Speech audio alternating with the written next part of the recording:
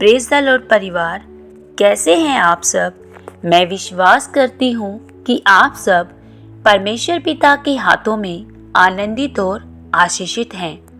मेरे प्यारे भाई बहनों, आज हम वचन से जानेंगे मसीह में आपका स्वभाव बदलना क्यों जरूरी है। खुदावंद के प्यारे लोगों, जैसे कि हम जानते हैं कि परमेश्वर ने हमें अधिकार दिया है बांधने और खोलने का। वचन मत्ती 18:18 में लिखा है, मैं तुमसे सच कहता हूँ, जो कुछ तुम पृथ्वी पर बांधोगे वह स्वर्ग में बंधेगा, और जो कुछ तुम पृथ्वी पर खोलोगे वह स्वर्ग में खुलेगा। मेरे प्यारे भाई बहनों, बाइबल में लिखा है कि जो कुछ तुम पृथ्वी पर बांधोगे वह स्वर्ग में बंधेगा, और जो कुछ तुम पृथ्वी पर खोलोगे वह स्वर्ग में खुलेगा। लेकिन आज हम लोगों को देखते हैं कि वो 2-2 घंटे प्रार्थना करते हैं और वो लगातार चर्च भी जाते हैं, दान दशवांश भेंट भी देते हैं, लेकिन फिर भी उनके स्वभाव में कोई फर्क नजर नहीं आता, क्योंकि वह प्रार्थना करने के बाद या प्रार्थना करने से पहले परमेश्वर के वचनों को नहीं पढ़ते। ऐसे लोग हमेशा ज़्यादा गुस्सा करते हैं। थोड़ी सी बात पर वह अपने परिवार वालों से लड़ने लगते हैं, यहाँ तक कि वे छोटी छोटी बातों में नाराज हो जाते हैं और वो परमेश्वर के वचनों को अपने अंदर नहीं रख पाते। मेरे प्यारे भाई बहनों, अगर आपके अंदर परमेश्वर का वचन नहीं होगा तो आपका स्वभाव गर्म रहेगा। बाइबल में लिखा है कि जो कुछ तुम पृथ्वी पर बांधोगे वह स्वर्ग में बंधेगा।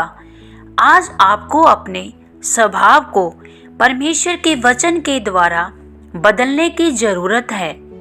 हर वो चीज जो आपके स्वभाव को खराब करने की कोशिश करती है, उसको बांधने की जरूरत है, क्योंकि अगर आपका स्वभाव सही होगा तो जो कुछ आप पृथ्वी पर पूरा करोगे वह स्वर्ग में जरूर पूरा होगा। आपको आत्मिक जिंदगी जीने की जरूरत है। बाइबल में लिखा है कि जो डोरी 3 धागों से बनी होती है वह जल्दी नहीं टूटती। वह 3 धागे कौन से हैं? वह 3 धागे प्रार्थना, उपवास और परमेश्वर का वचन है। अगर आप अपने जीवन में इन 3 चीजों को अपनाते हैं तो आपकी आत्मिक जिंदगी हमेशा बढ़ती जाएगी।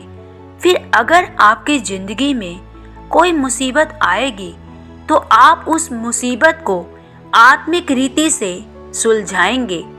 मेरे प्यारे भाई बहनों, आपको कभी भी एक चीज का इस्तेमाल नहीं करना। अगर आपको सिर्फ वचन ही पता होगा और आप प्रार्थना और उपवास नहीं करेंगे तो यह आपके लिए खतरनाक चीज होगी, क्योंकि कभी कभी अकेला वचन आपके विश्वास को बढ़ाने की बजाय कम करने लग जाता है। मैं आपको एक परमेश्वर के दास की बात बताती हूँ। उनके बच्चों का स्वभाव अच्छा नहीं था। उन्होंने परमेश्वर से पूछा कि परमेश्वर, मेरे बच्चों का स्वभाव अच्छा क्यों नहीं है। परमेश्वर ने उनको कहा कि याद कर, जब तेरे बच्चे नहीं थे तब तेरा स्वभाव मेरे साथ अच्छा नहीं था। आज आपको एक एक सेकंड परमेश्वर के साथ जुड़ने की जरूरत है। यहोवा परमेश्वर ऐसा परमेश्वर है जो आपकी पीढ़ियों पर दया करता है, लेकिन वह ऐसा भी परमेश्वर है जो एसाव के वंश को सालों साल माफ नहीं करता। जब आप प्रार्थना करेंगे, वचन पढ़ेंगे और आत्मिक रीति से बढ़ेंगे, तब आप कुछ भी काम करेंगे वह सफल होगा, क्योंकि वह परमेश्वर की ओर से होगा और इसीलिए वह फलवंत होगा। खुदावंद के प्यारे लोगों, परमेश्वर ने कहा, जो कुछ तुम पृथ्वी पर बांधोगे वह स्वर्ग में बंधेगा। परमेश्वर ने यह नहीं कहा कि जो कुछ तुम स्वर्ग में बांधोगे वह पृथ्वी पर बंधेगा। मेरे भाई बहनों, उसने कहा, जैसा तू पृथ्वी पर करेगा मैं वह स्वर्ग में पूरा करूंगा।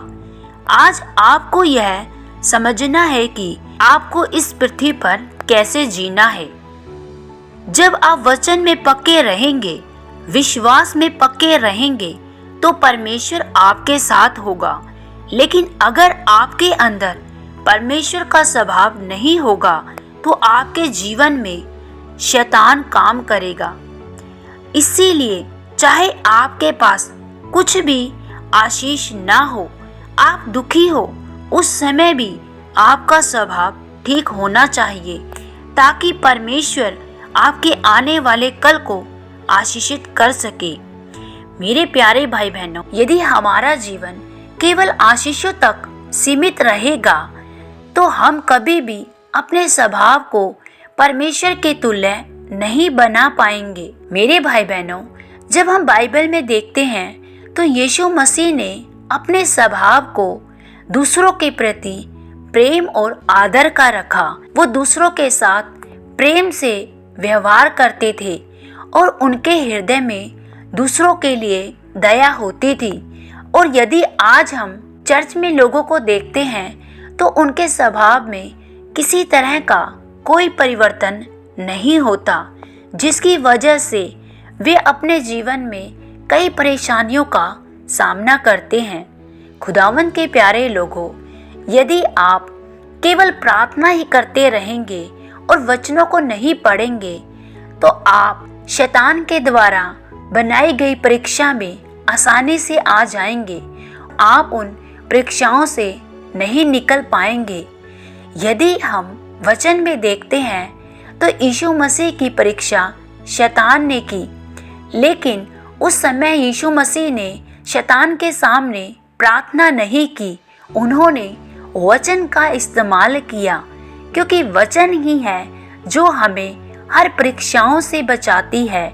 हमारे स्वभाव में वचन ही है जो परिवर्तन लेकर आता है। उनके प्यारे लोगों, आज बहुत से लोग हैं जो अपने जीवन में आशीषों को लेकर अपने स्वभाव को अच्छा रखते हैं, और यदि उनके जीवन में कोई दुख या पीड़ा या परेशानियां शैतान के द्वारा आ जाती हैं, तब वे परमेश्वर के विरोध में होकर अपने स्वभाव को बिगाड़ लेते हैं और वो शैतान के द्वारा बहकाए जाने पर परमेश्वर के साथ अपने स्वभाव को अच्छा नहीं रखते, जिसकी वजह से उनका जीवन आत्मिक रीति से बिगड़ जाता है।